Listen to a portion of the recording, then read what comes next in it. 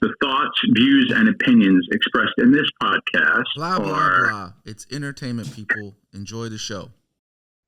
Hey, everybody. Welcome to another episode of Unboxing Photography with Ricky and Jim. I am Ricky, and the opposite end, I have my great friend, Jim McDermott. So, What's up? how have you been?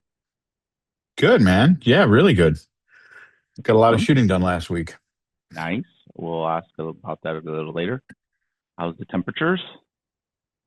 Brutal here. New York is just, we're stuck. We had a huge snowstorm last weekend, and it's 6 degrees today without the wind chill, and it's going to be cold. Like you look at the forecast, like for the next 10 days, it never gets above like 22 degrees. Yeah. So that's the high. So 22? It's brute. That's the high. So and let me tell you, when you wake up, it ain't 22 degrees. It's like 6 degrees. So I walked my kid to school today, and he was like, "Dad, can you get me a balaclava?" Because I was wearing one, and he was a little jealous. I was like, "Okay, dude." So because it's when your kids start asking you for face masks, it's cold, because they'll run around like without a jacket when it's like snowing and be like, "Oh, it's so great," And then my kids are like, "No, it's cold." So it's brutal here. It's super cold. I can just imagine. I was talking to my family back home in Chicago, and I had actually seen it also on the news that Chicago recorded temperatures colder than Antarctica. So there was one historical day that the city of Chicago was colder than Antarctica. Isn't that something? Yeah. Science. Yeah. Yeah, and I know that I have friends who are like in the Midwest and stuff, and they're like, I know I'm a wuss complaining about 6 degrees because that's probably like every winter for them. But it's how like social media sometimes shows you like, oh, your memories from last year or 2 years ago or whatever, and we've had it so easy over the past 4 or 5 years that like there's been days in January where I was able to walk around Soho like with a t-shirt on. Like I have pictures of me on a street corner taking pictures of kids, like just wearing jeans and they're all wearing jeans and a t-shirt. The sun's out, and it was like in the 60s or 70s. Yeah. And that wasn't the whole winter, but it was. I don't remember any prolonged period of like brutally cold weather. But this year, totally different game. This year reminds you like, oh, okay, yeah, winter can be bad. So good opportunity to like reassess, because it's hard to get out and shoot. Yeah. When it's just cold, it's just nasty. So it's like, well, okay, what are you going to do? Yeah. So, but what are you going to do at the time if you can't go out and shoot? So that's been my thing. Is like, okay, let me make productive use of the fact that I cannot go out and take photographs. What am I going to do instead? Do you try to shoot inside? I haven't. I actually went out last weekend and shot in a blizzard. And the crazy thing about it is, I went out in the blizzard and shot, and I didn't know whether or not I really got anything. I mean, I felt okay with it, but we shot for I met a couple of friends, and we walked around. I walked from my house, our apartment, over to Times Square, thinking, oh, maybe I'll see something cool in Times Square. No, didn't see anything cool there. And then just went down to Chinatown, Soho, Lower East Side, just kind of, and was out for like 7 hours in a blizzard. We got walloped, and shot 2 rolls of film. My MP was fine, and my R9 froze up. So couldn't use that. I think what happened was No. Actually, I was trying to wind it. I'd taken about 10 frames with it, and then when I went to advance it, it felt like the frame just like it wouldn't advance. Like the frame was just spinning. Oh. So I'm like, oh, okay. So I'm like, okay, I shredded it. I shredded the roll. But I think what happened was, because I had been shooting the MP and it was in my hands, and so it was warmer, and it would be, I kept advancing, so maybe it was a little bit warmer. And also the MP wind mechanism, I think, is a little bit different than the R9. Yeah. I think what happened when I got it back, because I couldn't advance the frame, so I just put it in my bag, and I'm like, okay, I'm gonna have to fish this out in a dark bag. So I put it in a dark bag, opened up the back of the camera, and the film was still viable. It wasn't shredded. What had happened was, it was so cold that I think that the film contracted and pulled itself away from the winding cogs. Yeah. So when I was winding it, it wasn't engaged with the film, and it was the winding, and it was just like spinning or something. Free spinning. So yeah, so I, put it back on the cogs after the thing, let it sit in the house for a day before I put it in a dark bag and advance the frame, and now it seems like it's fine. So Mhm. I've got 10 frames on there, but I shot two rolls on the MP, and they came out perfectly. But what's been crazy is like, out of all the stuff I've posted for like the past 6 months, like I can't get over the reaction to the pictures I took in the snow. Mhm. Like where I've posted them, I've just gotten like all these people who never look at my account, like new people looking at it, all these comments, like just crazy response to it. It's funny. It just goes to show you, like, you never know what people are going to respond to. But yeah, so very long story short. So I feel like I went out in the shitty weather and just Mhm. committed to it and worked at it and got something that people seem to be responding to, surprisingly. So I don't really like to shoot inside unless if I'm shooting somebody, like if I shoot my kids in the Yeah. tub or something like that, family stuff. But other than that, shooting inside is kind of a snooze. I want to be outside and get whatever that energy is. What about you? I've been shooting, not as much as I like to, only because, as I mentioned many times before, I'm in my last class and I'm trying to finish. So I'm trying to do like all my assignments super early so I don't have to worry about them. But I've been shooting on the weekends a little bit. I shot 5 rolls of film in the last month, which is pretty decent, I think, for myself. Yeah. I dropped some off today, and I bought some as well. I don't have that large bulk stash that I used to. What'd you And buy? so I bought HP5, Tri-X, Kodak Color Plus, just because I wanted a cheap color stock, just for the actual quality. That's what I wanted for this. And Ektar 100. So I tomorrow, shot I shot the Color Plus 200 in the snow. Mhm. And it's funny because I know that like it gets a bad rap because people are like, it's not that great of a film, blah, blah, blah, blah, It's whatever. a budget It's film.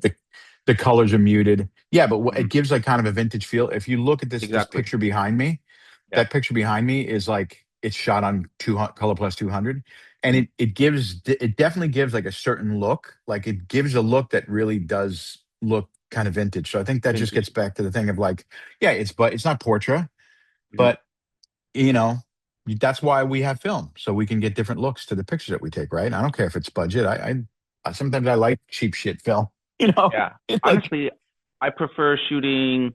I don't want to say I'm tired of portrait, but I've shot so much portrait that it really it doesn't, I don't know, entice me the way it did when I was like first starting film. Like, oh, portrait, gotta have portrait.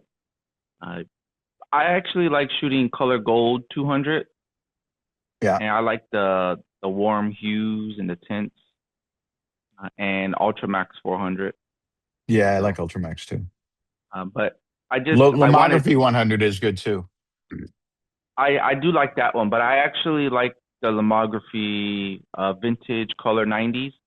I think that is one of the best. I would buy that over Portra 99.9% of the time. Really? I Yeah. have never shot with it. It's strange that like B&H doesn't have like any Lomo film. It's always sold out. Really? Oh, in person it's sold out because I can see it Yeah, online and I've tried to order some, but I just, for me, it takes a little while longer now. Just order through Amazon. It'll get here yeah, faster. But I don't. I prefer that vintage 90s. They have two different versions. I shot both. I prefer the original. The other one's like Sunkissed or something like that. I just like um, very close to desaturated.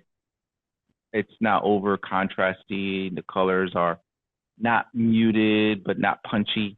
So it yeah. has a nice character that I prefer. And another one that I recommend if anyone tries is Ruby 60. Yashica Ruby 60. Another vintagey color film feel. And they're very affordable. I would say in the anywhere depending on who's selling it from like $11 to $14 a roll. So what is Yashica Ruby 60 based on? Because they're not making their own stock. It's got to be somebody else's stock, right? It probably a Kodak. I honestly don't know. I see it, and I was going through a phase of film where I wanted to try every single film. So I just bought like whatever that the store had. And I actually really like that one because they have another one, Sapphire 70s. That one's pretty cool too, but I prefer the Ruby 60. You got to try some Ferrania, man. Ferrania Orto. That's good stuff. If you like high contrast black and white, that's a really good film. I've been wanting to try that one. Every time I look on Amazon, it's the usual HP5, Tri-X, T-Max. But I look for different.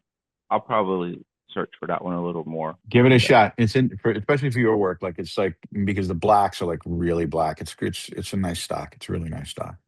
Yeah, I'll definitely give it a try. Cool. Yeah. So like I said, I picked that up just for tomorrow. I'll go do the Cherry Blossom Festival and see what I get. Cool. And now we will roll into our first segment. That was a great introduction / catch up. And we're going back into authenticity, which I think everything we just discussed kind of leads us into authenticity because of our own personal styles, right? Yeah, yeah. And I think we had talked about like the framing it like doing the math of authenticity. Okay. Because it's a word like I find that they're like these kind of, and maybe this is just like being older. Like you tend to like when you get older because you've seen so many things come and go.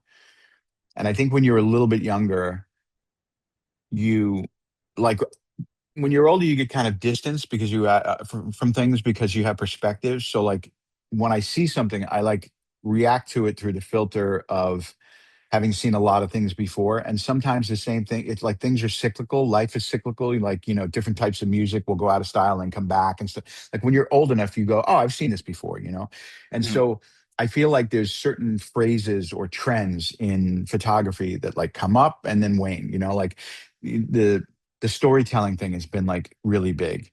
And it's like this word. And so everybody like kind of is like, oh, storytelling, I've got to be a storyteller, or what, whatever. And authenticity has been another one of those words where people like talk a lot about authenticity. But I think that it's kind of like because they're words and people, feel like a lot of people feel like they need to demonstrate their authenticity some way. You have people kind of referring to it or saying, be your authentic self or post an authentic image or whatever. And I don't know, based on, just looking at the result of that, like when people make a statement about their authenticity or when you see somebody kind of frame, like here's work that is under the banner of authentic work or something like that. A lot of times I feel like there's a disconnect between what authenticity is and what people's perception of it is. Like, and so I think it'd be kind of cool to talk about it from the standpoint of like, let's get into like, what does it actually mean and how can you manifest authenticity in yourself as a photographer and ultimately in your work output? Yeah. I do want to just touch on something you said, a couple catchphrases. And for me, people using trendy catchphrases kind of was annoying to me, I would say. And I think people use the catchphrases because they're trendy, right? And they hear other people say it. One that comes to mind is just so very cliche, but every time I hear it now, it grinds my gears. Is I shoot film because it slows me down, right? Yeah. But when you really consider it, like, well, what is it about digital that does not make you want to slow down as well. Same concept, same process, different medium. Well, I think the way that that rolls back into authenticity is, I think a lot of people who are saying film slows me down are people who never used film before and people who are digital natives.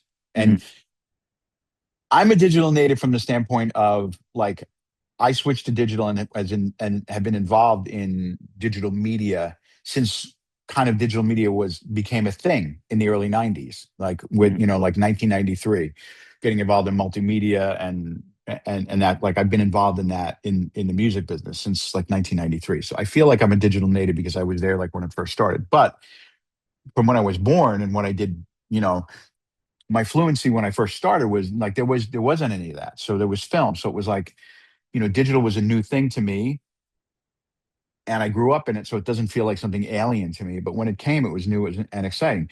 People who were brought up with digital exclusively in terms of how they access music and TV, there being more than like 5 or 6 channels. When I grew up, like the TV had like 5 channels, literally that was it. And if you wanted pictures, you had to buy film and then bring it to a photo mat if you wanted it fast, 24 hours or something like that. And then when you had like 1 hour photo, it was like this big deal, So when people say that something slows them down, it doesn't just apply to film. They could be talking about vinyl or, other analog type experiences. It's because they're used to instant gratification.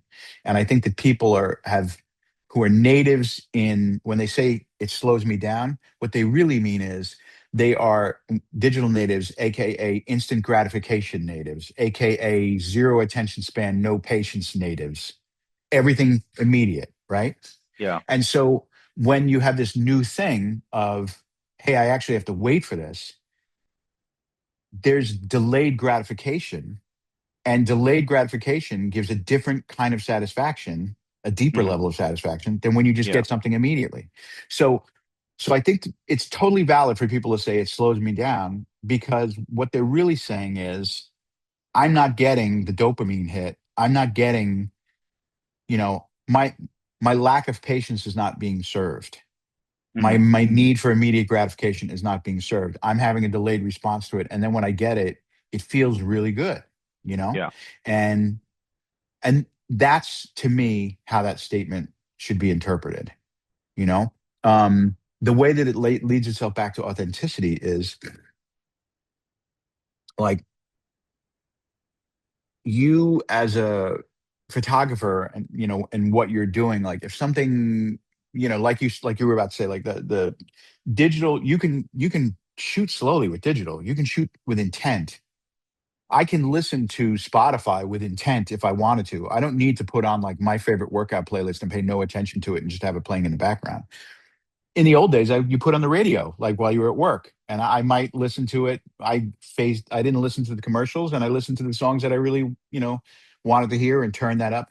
There's always an opportunity to be mindful or to not really pay attention, right? And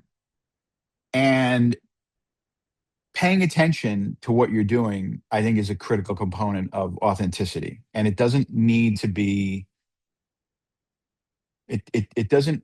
You're not any more or less authentic because you're shooting digital or film. But I do think that, like, you have to pay attention and be present in the moment and say, what am I doing? What am I shooting? How does this fit into the larger body of what I'm trying to accomplish as an artist?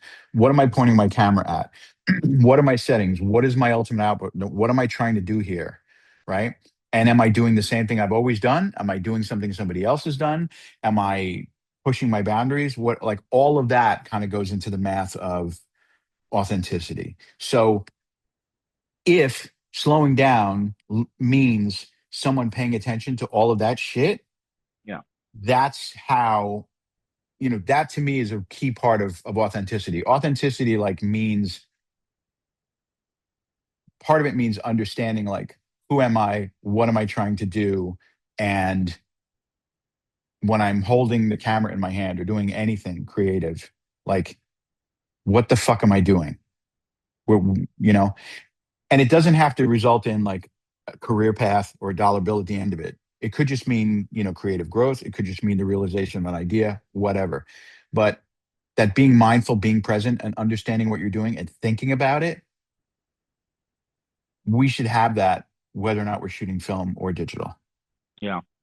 You know, I definitely receive everything you said, and I agree with all of that, actually. So, very well put. I have no counter argument, although usually I think of one just for the sake of the podcast. devil's advocate. Yeah. Yeah. I actually really feel this. I understand what you're saying there. So, well said. You did say something, and I forgot what I was going to say, but I definitely agree with how you said maybe it's because they're used to the digital. And when it's said out loud like that, obviously it makes people think differently. And you're like, okay, that is why maybe I slow down. For me, I'd like to have a deeper understanding of my entire process of everything that I do. And this is, again, just for me and how I like to work. Maybe it's a personality thing. I don't know. But I want to know why I'm slowing down. Why do I need to speed up? I think for me, my authentic self is essentially following the time as it's going. If it's fast, I think I want to move fast. If it's slow, then I want to slow down with it as well, if that kind of makes sense, right? Yeah, I think for me, it's how do I deliver all of that, all of my environment, my surroundings, my thoughts to the process of what I'm doing. Yeah. I mean, I think like life has, if you're someone who's awake, right? Then life has like a certain magnetism, right? Like you attract, all these experiences are kind of sticking to you, right? You're going out and you're seeing things, you're having relationships with people, you're eating, you're traveling, you're reading, you're seeing movies, you're seeing wild shit happening on the street, you're having setbacks in life, all these things are happening and it's all kind of sticking to you. And when all that stuff kind of happens, you're all of that you're bringing all of that, whether or not you realize it, to the camera every time you pick up the camera and look through it, just like a painter, just like a guitar, musician, a songwriter, whatever, like anything creative that you do, all of those experiences, whether or not you're consciously putting them into the frame isn't really what I'm talking about. It's just like almost like an unconscious thing, Okay. like, so, um, who you are and what you're shooting is a byproduct of, like, when you were 20 years old and you hadn't done shit, you Mhm. pick up a picture and you take a picture, like, of a bird or something like that. You might think it's like we've talked about this before on the show. It's like, you're like, wow, that's a great picture of a bird. And it's like, I tell my kids have like, a McDonald's hamburger and they're like, this is the most delicious thing I've ever tasted. And I'm like, McDonald's hamburgers are shit. And they're like, what? And then I'm like, I take them a week later to like some smash burger place and they're like, Yeah. taste it. And they're like, oh my God. And they're like, wow, McDonald's hamburgers are shit. Yeah. And I'm like, yeah. And if you think this burger is good, let me take this other. So the thing is, if you've never seen anything and never done anything, Yeah. you think that what you've done, like your authenticity at that moment is based on, not a whole lot because you're really, really Influence? young. Yeah. Would it No, be influence? experience. It's experience. It's you're influenced by your environment, by all your experiences, all that stuff. But when you haven't done a lot, you probably don't have a lot to say. That's why it's amazing when you see some really young artists who like make a record or do something creative at like a really young age and they do something kind of like amazing. You're like, where did that come from? These people have like maybe have no life experience. Like how did they conjure something up? Yeah. Um, but when you have been doing it for a while, the more you're experiencing, the more photo books you're looking at, the more art, all the Hmm. stuff that you're doing, your visual literacy, and you just like all the magnetism of life, all that experience, all the things that have stuck to you, it's in the frame. That is part of the math of your authenticity. Your pictures are a byproduct of who you are and everything that you've seen. So Yeah. like when I was talking to Gibson, he said, if your pictures aren't, if you haven't done anything interesting in your life, then there's probably zero chance that your pictures are going to be interesting. Uninteresting photos.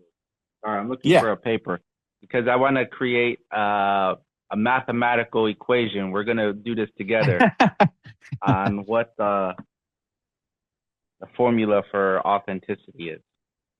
So photo, that would be the equal, right? So let's see, authenticity. We're going into our Einstein bag here. So authenticity equals what plus what times? Experience. All right, so Well, experience. I mean, well, let's just write what the elements of it are. I mean, like, I think like personal experience, personal life experience is one. Mhm. I'm going to use personal experience. I Okay. like personal experiences. Okay. Personal experiences. This is happening in real time, live. We didn't rehearse this, so everyone who's listening to a miracle being born right now, and all of this stuff is Um, trademarked. So, are we going plus or times subtraction? How do we do this? I think you do. I think you do the equation afterwards after you figure out what all the elements are. Another element is um, visual literacy. Visual literacy. Yep, got to learn how to see. Because if we're talking about Visual. authenticity in photography, because you could I, talk about, if we're talking about other creative disciplines, then like visual literacy isn't necessarily important if you're a musician, but musical literacy would be important if you're a musician. So I'm in our I'm case, we're talking visual literacy. I'm putting emotion in there because you need to have some kind of emotion. Well, I think that that's like a sense of self is probably, like, Sense of self. Define that a little more well, for me. I'm curious. okay, yeah, I'll define it very specifically. And this is what I mean when I talk about how authenticity is like people don't fucking get it. Mm-hmm. You cannot be. It is like it's like the antidote for authenticity is copying someone else's shit. Mm-hmm. So when I see people take like Alan Fernley's class, is it Alan Fernley or Mark Fernley? Mark Fernley, Mark I think. Burnley. Yeah, Mark, who's a great photographer. And they take his class and then they put up pictures after they take his class that are exactly like the pictures that he took. Yeah. And then they're like, yeah, I paid $1,200 and I learned how to take a picture exactly this way. It's like, you know what? Like, okay, but think about it for a second. You just paid someone to do exactly the same fucking thing that they do. Mm-hmm. And this isn't making quiche.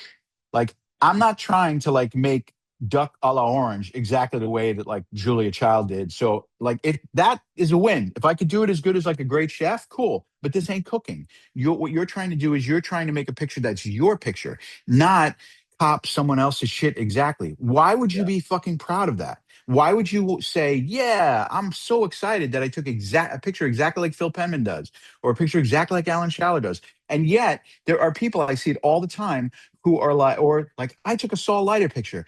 Yay. Who fucking cares? Like, honestly, that's not a win, motherfucker. That's a lose. Like, it's good that you know how to do it. Cool. But like, take what the guy taught you Mm-hmm. and then make your own thing with whatever he taught you. Right. Yeah. Like, I'm sure Phil's goal is not to make 1,000 mini Phils out there. He's trying to teach you to be yourself. And it's totally okay, because I did it too. If when you first start, you cop someone else's shit because you're Yeah. trying to learn how they did that. But then 5 minutes after that, you should be aware enough of self to say, I am not being me. I'm being a copy of somebody else. And I think we talked about it last time. Like, again, quoting Gibson, he said to me, he's like, I would rather be a really shitty Ralph Gibson, but take my own pictures than be a great copy of Cartier-Bresson. Yeah. Right. And I think there's a lot of people who are just happy to be copies of somebody else. But if you're a copy of somebody else, boom, you're not authentic. Yeah. Done. Leave, take your shit, get out of the fucking authentic room. You're not Mm-hmm. authentic if you're copying somebody else's shit. So when I say self is saying like, I have something to express based on who I am and everything that I've seen and what my emotions and my thoughts and my beliefs are and all my experiences. and that is going to come out in my work. And my goal is not to push all that aside and say, hey, I can copy somebody else's shit perfectly. There's nothing of merit about copying somebody else's shit. Zero. Another conversation that 100% agree with. It's funny. Everything you said is very true. I'll talk to you more on a private, because I work with Pill, and basically everything you said is things that these people, and I know for certain, that's exactly what Phil tells the people who attend these workshops. It's like I'm not here teaching you how to be Phil Penman. Yeah. I'm teaching you the techniques that Phil Penman uses to make these photos. So like, he's like, I don't want to see your photo that's an exact replica of my photo. He's like, I want to see the originality. So I like the sense of self. We're going to include that as a separate. I think emotion and sense of self is different. So self, I'm using self/individualism because I think maybe they're kind of synonymous. Would you agree? Or Yeah, I mean, the reason, I think you could there's a lot of great pictures in the history of photography that don't really convey emotion per se, Really? Yeah, I think a lot of pictures that don't convey emotion, or not rooted in emotion. Like any kind of abstract photography has zero emotion in it, right? Okay. When I say self, like I might have an emotion when I'm taking the photograph, but then that photograph doesn't convey a particular emotion. But to me, the emotional component in what I do as a photographer is self. You know, How did it? There's like a little What? thumbs up bubble on the screen.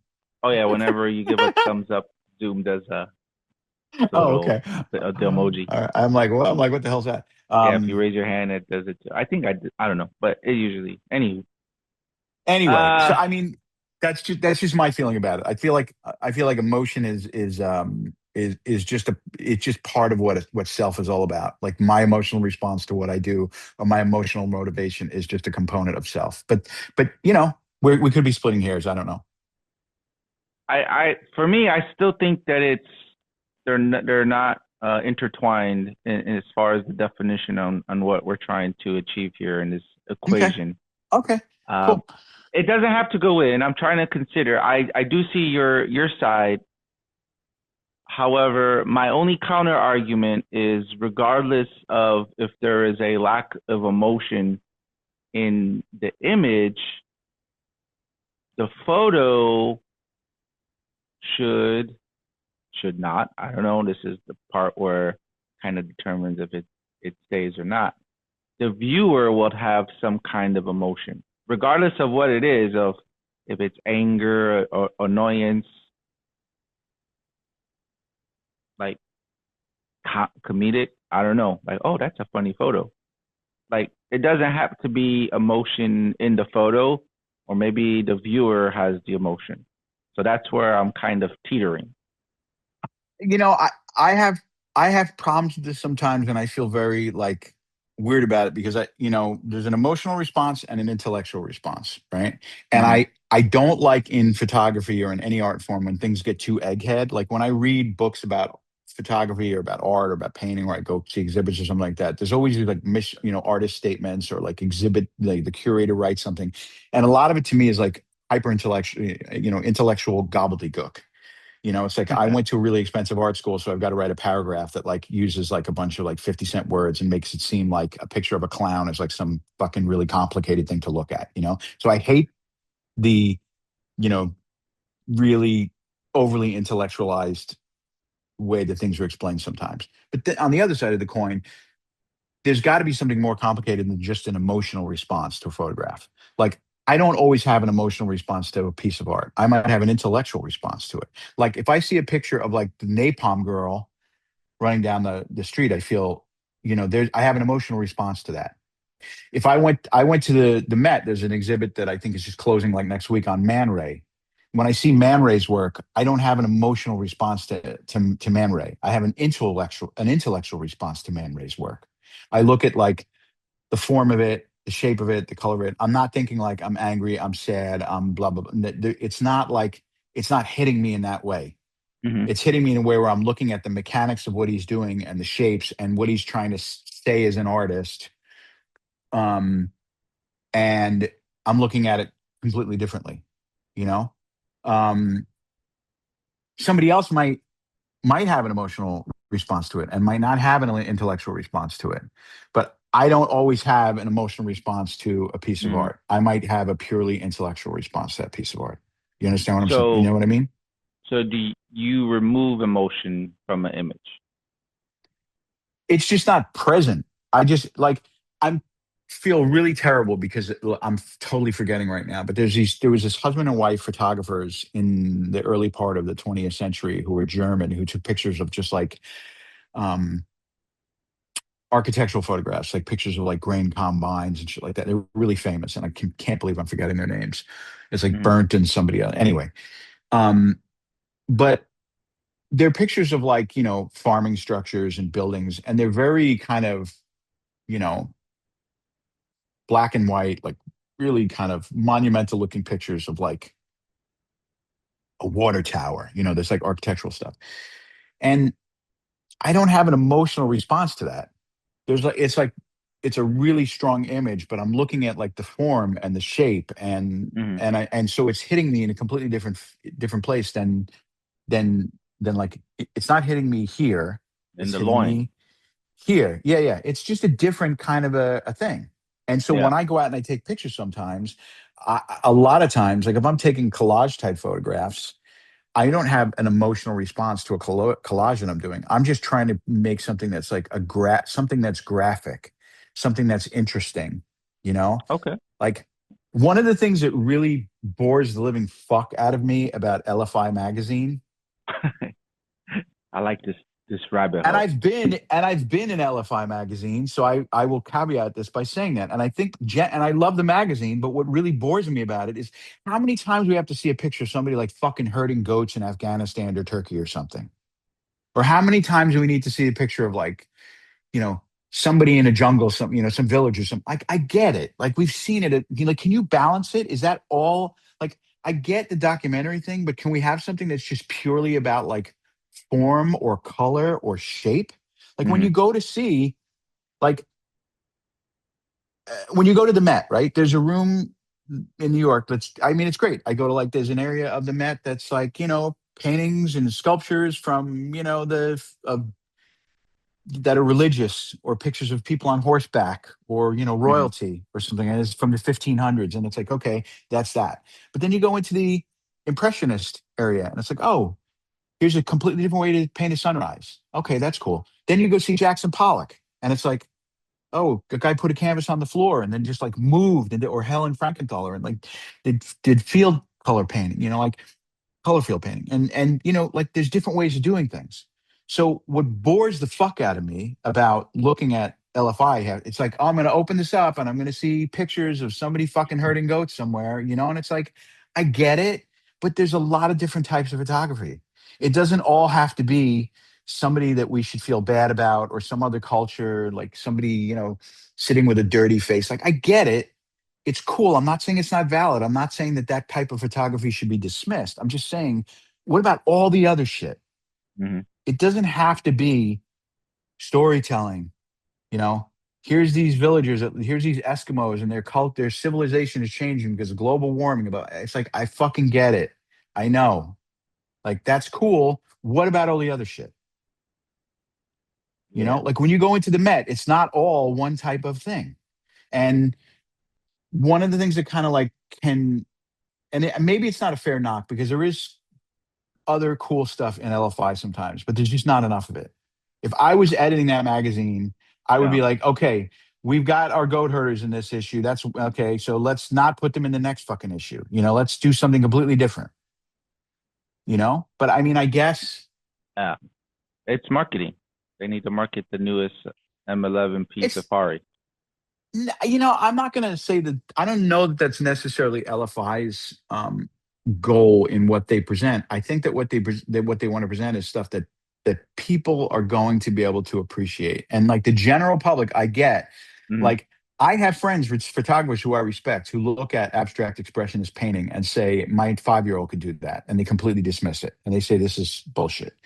And I get that response to it. And a lot of people might have that response to something that's purely about form or color or shape or something like that in photography. Might be like, okay, this Yeah. isn't anything. I want to see the pictures of the goat herders. I want to see the pictures of the Eskimos or the ice fishermen or the guys on a, fishing boats off the, Bering Strait, or whatever. Or, they want to see that storytelling. They want to see that dramatic kind of documentary style of photography. And I'm not Hmm. saying that that is invalid at all. Yeah. I love that. I've purchased photographs of that kind of stuff. I have books and books and books of that kind of shit. But it's not all that there is. Hmm. There's a lot of other things. And that particular type of photography is documentary and it has that emotional component you're talking about. But I'm just as interested in photography that has no emotional component in terms of like that delivered in that way. You might Hmm. have an emotional response to a Mark Rothko painting, but it's not a painting that's like so in your face, like, here's a painting that's about emotional response. Yeah. You know, here's a picture of, Madonna and child or Mary holding, dying Baby Jesus. Jesus. Yeah. Yeah, yeah. No, and there's a lot of that in the Louvre and in the Met and, all these other Hmm. museums where you go to and you see it. And clearly it's made you to feel some empathy of the mother and the dead son. It's very intentful. But then you could look at a Mark Rothko painting, which is just like different shades of color and stand in front of it for a while. And you can have an emotional response to that. Your initial response might be intellectual. It might change into emotional response. But Hmm. it's not overtly like he didn't sit down and say, I'm going to make you happy or I'm going to make you sad or I'm going to make you cry. There's an ambiguity to it. And then what do you take from that? You know? Yeah. And I think that that's just as interesting and just as valid. So as we were going through this, I was actually writing, I was finishing the equation, and I think we got it. So Okay. the LSPC unboxing photography formula for authenticity, people, here it is. Drum roll. I don't have a drum roll soundbite, so we can just picture that in our heads. It is personal experience, time, visual literacy, plus or minus, depending on the person. So they can choose plus and or minus. Self, or plus or minus in emotion, excuse me, sorry. And then we're going divided by self/individualism plus intellectual plus influence equals the photo. Uh, I think intellectual and influence kind of are part of like self personally. So I don't know that I would include them as I don't know that I would include them as separate things. And I would just and I would say equals authenticity, not equals photo. All right. So for hold on, equals what? What was the last one you said? Equals authenticity, not equals photo. Okay, you're right. So this is the And authentic. there's got to be the word originality in there somewhere. And I mean originality could be part of self also. Let's But nope. if you Let's change influence to originality. I think that's a more accurate equation. influence and originality are not the same thing. But you said Influence is intellectual and influence in, are. influence is a component of originality. All these things are components of originality. I think that like one of the things that we've kind of acknowledged about the equation is if you're trying to copy anybody else's thing, authenticity, you can't do the math. Mm-hmm. So it's almost like you have to put that into the equation somehow. Like authenticity is a critical component. If it's absent originality, uh, originality is a necessary component. Like it's like you can't make oatmeal without the oat. You know? So you can't be authentic if you're trying to copy somebody else's shit. Period. Originality. So then we would subtract influence. I think we should ask people to submit in the comments what their equation of this is. The great thing about this is somebody out there is listening to, I really hope someone out there is listening to this and agrees or disagrees with this and says, no, this is how it needs to be, or this is how it needs to work. Yeah. Because just the concept that somebody is going to listen to this and go, let me think about this for a second. Let me think about what is authenticity and how do you become authentic and what are the critical components of authenticity? Like, that's a great conversation to have. Instead of just fucking shitting out the word incessantly, like I see on social media, like everyone's like, I'm authentic. I'm at the Cardi B show going, woo, being authentic, like whatever. Like, don't just say the word. Think about what the fuck it actually means. Yeah. Like, just thinking about it. Disagree with us, yes, but think about it. Awesome. I think this is the world's first mathematical equation creation on a podcast ever. It's probably also the very first mathematical equation for something related to photography. That's not like ISO and developing film kind of equation. Well, it's funny because I know I told you last time I was reading the Avedon biography, What Becomes a Legend Most, and I just finished it yesterday. But there's a section in it, I can't remember if we talked about this last time, so stop me if we did, but I think it applies here. It's kind of like an equation. When Bresson was talking about, the Avedon is talking about Bresson at one point in the book, and it talks about how Bresson's photographs, about what the decisive moment is. And it talks about how the decisive moment isn't just about the moment. It's also the making the frame and having everything in the frame be in relation to everything else that supports that moment. Mm-hmm. So it's a simpler equation, but I think a lot of people get the first part of the equation and go, oh, let me catch this decisive moment of someone eating a taco or whatever. But then there's all this other stuff in the frame that's out of balance. And so they think that they're being Cartier-Bresson because they caught this thing, but they're only getting half the equation. The other part of the equation is what else is going on in the frame, and is it carefully composed and considered, right? Like his picture of the kids playing through that like wall that's got a big hole in it, or like at the Wailing Wall where he's got the guy coming through and he's wearing a hat, like right at the exact moment. You know the photograph I'm talking about? Yeah. He's like this like chubby guy with a hat, and he's like walking through the wall in Israel in front of the Wailing Wall. I think it's the Wailing Wall. But those two photographs are like an example of, there's something happening in the frame, but it's not just about the something happening. It's about the entire frame and what's going on in it. So I think like that to me struck me as, oh, that's an equation of how he gets his decisive moment pictures. And it's an equation where a lot of people are only conscious or aware of or focus on the first half of the equation. And the reason why their pictures aren't as good as his is because they're not thinking about the second half. Yeah. They're thinking about the Instagram. I got to get at least more than 10 likes on this image. No, I think what's happening is that like you slow down. Okay. And I'm going to use a really inappropriate example to kind of talk about this. But there's this You're not going to get me canceled, are you? No. Okay.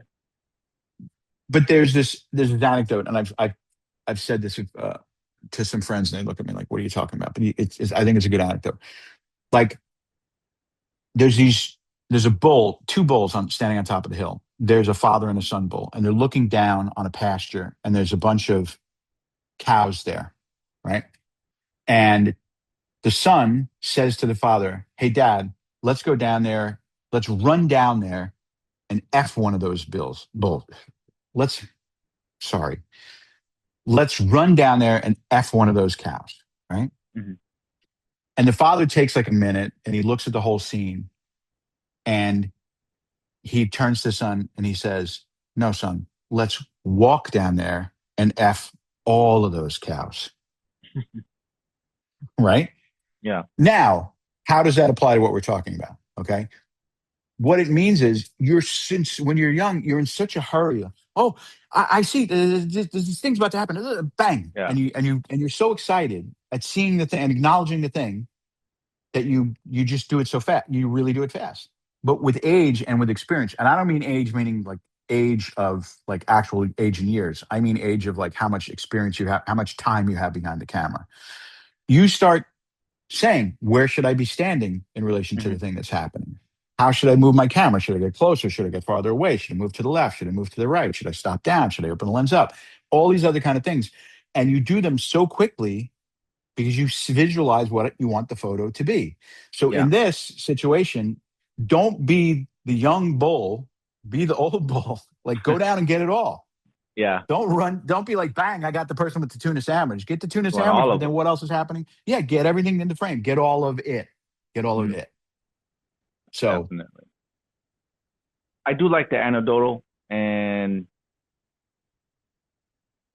little like I had to really think about it, compute it in my mind, and then obviously it makes sense. Like how you tie it all together with the experience. Like it takes you a long time to realize what you need to do to get it done. well, and also to realize like there's something happening, and so what?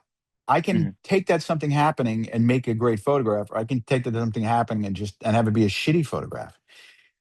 And again, scrolling on Insta, I see so many pictures of like there's something happening, but then the rest of the frame just kills the something that's happening. You know, like Mm-hmm. I would say 99.9% of what's on Instagram, and I'd put it at that equation. Mm-hmm. 99.9% of it is um, somebody seeing a thing and just taking a picture of the thing and not thinking anything else about what's going on in the frame. And there are photographers who you can look at and say, like, they are 100% present with everything that's happening in the frame. Mm-hmm. Alex Webb is a good example of it. Trent Park is another really good example of it. Like, I know in looking at my work, like, I'm a good photographer and I'm trying to be a really good photographer. To be a great photographer, that's a big leap from being a Yep. really good photographer to a great photographer. And I'm not there. And then there's legends, people like Carter Brisson. I think ultimately somebody like, is Trent Park or Alex Webb are they going to be legends? I mean, to me, I enjoy their work as much as I enjoy work by Carter Brisson. I don't know that they're going to be a legend in like the popular public vernacular or discussion about photography, but like those guys are certainly more than really good photographers. You know, they're amazing photographers. They're people who deserve to be legendary. But Mm-hmm.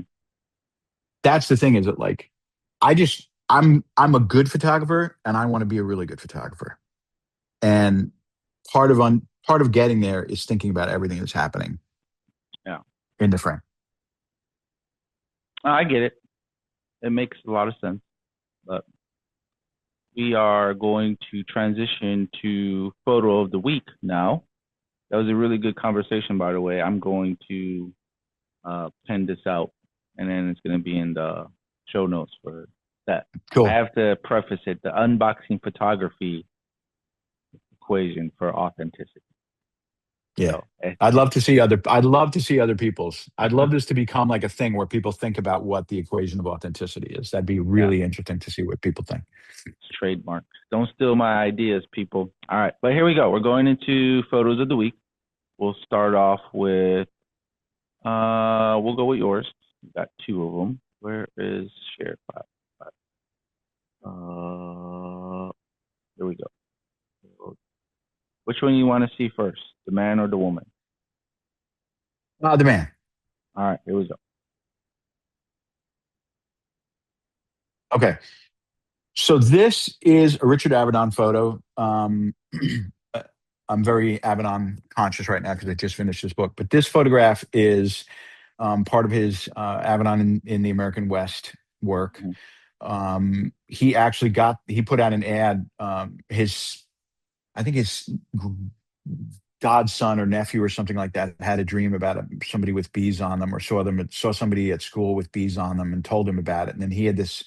Avedon, I think, had a dream about a photograph like this. And so what they did was they got this guy who was a beekeeper from the Midwest, and they flew him out to the West, put him in front of a white backdrop, and then actually put this like pheromone that the queen emits on him so that the bees would collect on him. And he did get stung several times they all got stung while this was happening. But he took this photograph of this guy, and there's actually two versions of it. Avedon took 100. It's on a Deerdoff. He did this on 8x10, but he shot, I think, 170 sheets of film of this guy. But he came up with two, And on 8x10, yeah. And so this is one of the pictures, and he said that there were two pictures, one of which was like almost like like a picture that made him look like he was being risen from the dead, and the other one was more like his suffering. So he thought that they were kind of like Christ-like in some way. But the reason I showed this picture is because of the picture also that comes after. So look at this and think how stark and how haunting and how other this is. The way he looks, the bees, everything. And then go to the next photograph. Here we go. Photograph number 2. Okay. So this is Natasha Kinski. And she had some movies out at that time that were very big. So this is a photograph, I think, for Calvin Klein. I can't remember, Dior. But it's fashion photography. They had a boa constrictor there, and they shot this over several hours in a studio, and they kept wrapping the snake around her. And he got this frame of the snake, if you see, sticking the tongue out into her ear. And it's just an incredible photograph. If you look at how her body is, and then you look at the form of the snake relative to her body, the shadow, and the fact that the snake is sticking its tongue out at her at that exact moment, and you look at her face, it's an absolutely amazing photograph taken by the same photographer within 1 month of each other, these photographs. Mm-hmm. So he took the first one and he took this one all within 4 weeks. Now, both of those photographs are absolutely legendary portrait photographs. Like, hugely valuable if you can get, original prints of these photographs. Had been shown everywhere and are just like amazing, incredible photographs, but taken by the same guy. One fashion, one just like straight up portraiture. But that to me is an artist, someone who does these photographs with, we talk about getting 1 or 2 good ones a year. This guy did these 2 photographs in the space of 4 weeks of each other. And it's funny, one of the things in Avedon's book that's amazing is like through his whole life, like he wasn't accepted by the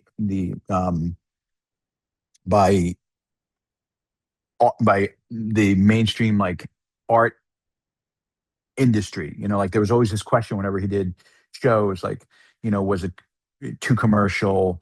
Was he really an artist? It was too, he was too commercially minded. Like, is Avedon an artist, or he's not an artist because his stuff is too commercial? He does, fashion stuff, or it's not real, or it doesn't have enough human emotion in it, all this stuff. So that, like, a lot of the theme of the book of his entire life was he was never appreciated as, there was always doubt about whether or not he was really an artist.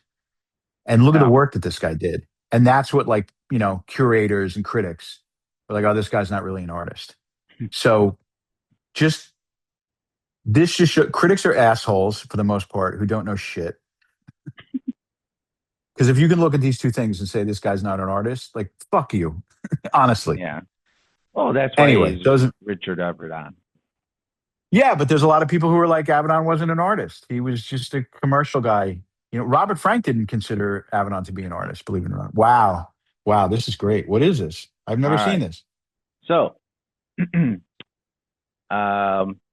that's interesting. I didn't know that fact about Robert Frank and Avedon. But I guess everyone has their own opinion, right? I have mine, certainly. But anyways, to answer your question, this is a Rocky. Oh, okay. So, to kind of backstory. So he was married and he was truly deeply in love with his wife. Unfortunately, she became ill and she passed away. So this photo was an image taken, I believe, if I'm correct, it was before they found out she was ill or right after. So her body, I think it was cancer, something like that. But her body was actually starting to kind of transition into like fatigue and stuff like that. So they were on a trip and she fell asleep on a boat, and he took this photo and she passed away soon after this, and he kind of documented the whole journey in the hospital and stuff like that. Even he had his brother, I believe it was his brother, or a family member, photograph like the funeral and stuff like that. But after she passed away, Araki's photography completely changed. And I feel like this was the pinnacle of authenticity. If you look at his images before, it's very kind of like images like this, whereas opposed if you see them now, they're like portraits. Some are sensual and sexual in nature, completely 180 from where he was photographing like this to where he's at now. And he's got like all kinds of really interesting work. He does Polaroid work and very creative. He'll cut them in half and put them together like a puzzle, and they make a shape. But I think this is the reason why I want to keep emotion in the equation. So seeing something like this, right? To him, this was his authentic self, and it was a meaningful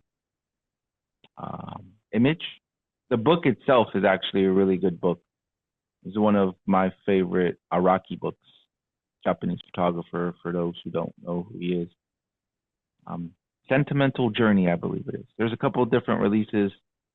The latest one, I believe, is the best of my personal opinion, because it's kind of like includes other work from the different versions. So, but yeah, this is Araki. And I don't know if you kind of remember, we had a conversation about Bruce Gilden having like one signature look, but he's actually has multiple styles. Yeah. This kind of reminds me of that conversation, because like he has a signature look now, but he can do images like this as well. Yeah.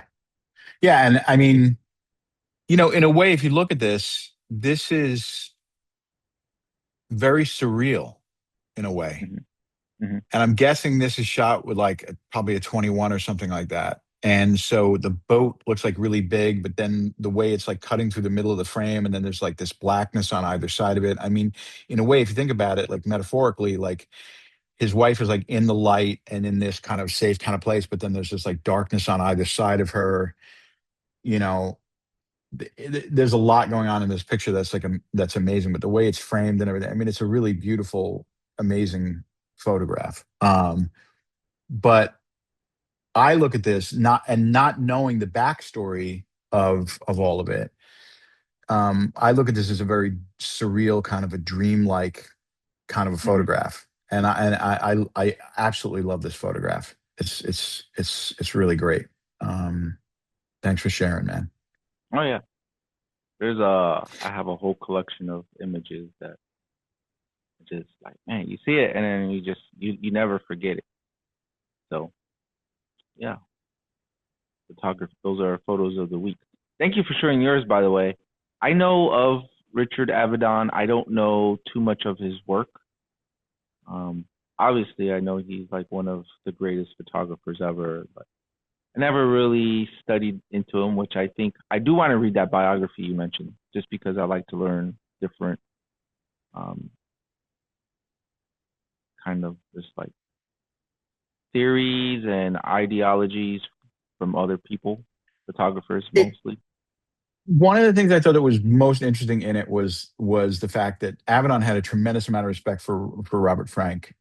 Photographed Robert Frank, went up to his place up in Nova Scotia, wherever it was, to photograph him and his wife June Leaf, and did like a very famous portrait of June Leaf, and had a tremendous amount of respect for Robert Frank, because in the wake of the Americans, Frank was really revered by pretty much everybody in photography at that time. And it's funny because all through the book they talk about how, like none of these guys could get arrested. Like their prints were worth like nothing in the 70s and 80s. Like, a print from the Americans or like an Avedon print back. Like they couldn't even sell them. Like these guys didn't even have gallery representation, you know. Mhm. But Robert Frank did not respect Richard Avedon and thought that he was just like kind of fake and commercial and shallow and whatever. And the thing that's kind of amazing to me is like I saw Frank's retrospective at the Met, at MoMA rather, a couple of years ago, like last year or something like that. And he switched into filmmaking and didn't do as much photography and whatever. And The Americans is an amazing, incredible, groundbreaking book. But then, like after that, like it was almost like, I don't want to say that he was done, but he just did other kind of stuff. Like it was like he wasn't interested in photography anymore. So he made these movies that were kind of weird and whatever. And all of the stuff that he kind of did after that was, he did this one kind of amazing, groundbreaking landmark thing that was documentary photography, like we were talking about before. It was like looking at America in a different way. The Americans like looked at it in a completely different way than, a lot of people didn't like the book because they thought it was critical of America or it showed like an ugly side of America, but it was part of the reality of what America was. It was like one of the first like photo books that kind of did that, like showed you something that you didn't know, and it's deservedly one of the most important photo books of all time, if not the most, right? Um, but Avedon, like I don't want to say Robert Frank was done after the Americans, but like after that, like in terms of what he did, like he made a Rolling Stones documentary, which kind of nobody has seen. He made a bunch of like weird short films. He kind of, he did like a lot of stuff, but it was nothing like kind of hit that again. But he had done that one thing, and Avedon just like really kept trying and stretching and doing like all this amazing kind of all this amazing shit. And it's funny because you could look at everything that Robert Frank did after the Americans and go kind of like, it didn't really hit the heights that the Americans did. I don't think. Yeah. And I could be totally wrong, but just my opinion. But like with what Avedon did, even though Avedon didn't get any of the respect that Robert Frank had, he just worked up until the guy literally worked until the day he died. He was shooting in 2004, like down in Texas or something, on assignment for the New Yorker magazine, like shooting like during the election cycle, and had a cerebral hemorrhage and died. And he had always said like he wanted to die with his boots on, meaning he wanted to die when he was shooting. And like he literally was out shooting, went back to his hotel room and died while he was on assignment, and the guy was 82 years old, 81 or 82 years old. So but as we kind of think of ourselves, like everyone's like, I want to be acknowledged and appreciated as an artist. I want to be, I want to be recognized for all my work. And here you have a guy who's created those two pictures that I showed you, who through his whole life, people are like, Avedon's not an artist. He's too commercial. He's kind of a hack. He's in it for the money and the glitz and the glamour. Nah, not an artist. The world is a rough place, man. Everybody's their own critic. Yeah. Wow. Yeah. Interesting story. So I think I am going to have to read up in there just again. There's a Vivian Meyer book I'm also, I ordered. Should be here relatively soon, but someone recommended. It's kind of similar of the book you mentioned, but Vivian Meyer. So. But I think we're going to wrap it up now. This was a wonderful, amazing conversation. I believe the authenticity chapter in this podcast is wrapped up, but maybe we might do a volume 3. We can go on and on. I don't know. We never know what we're going to do. We just do it, and we enjoy doing it for you. So, Jim, any last words? No, just to hope everybody out there is shooting. I appreciate anybody that gets anything out of this. And again, like we're all just trying to be good photographers. And everything I said is just my opinion. Doesn't mean that I acknowledge that that things that I believe to be true, like somebody else could have a completely different perspective on it. And I might even think differently about it in a year or two. That's what's great about it. But it's good. I think it's good to talk about all this stuff, and it's healthy to get into it and think about it. Thinking about anything, slowing down and thinking about what we're doing I think is a good thing. So thanks for listening. Yeah. I also want to thank all of the fans, listeners, and supporters for listening and making it this far. I do apologize for the delay in releases. It is somewhat not intentional, but I got some schooling that I'm trying to finish up so I can have more time to give you these podcasts. So yeah, I just want to say thank you. Stay warm. It's winter out there. Obviously, go out, shoot, stay safe, and do all the fun stuff. This is Ricky and Jim, Unboxing Photography.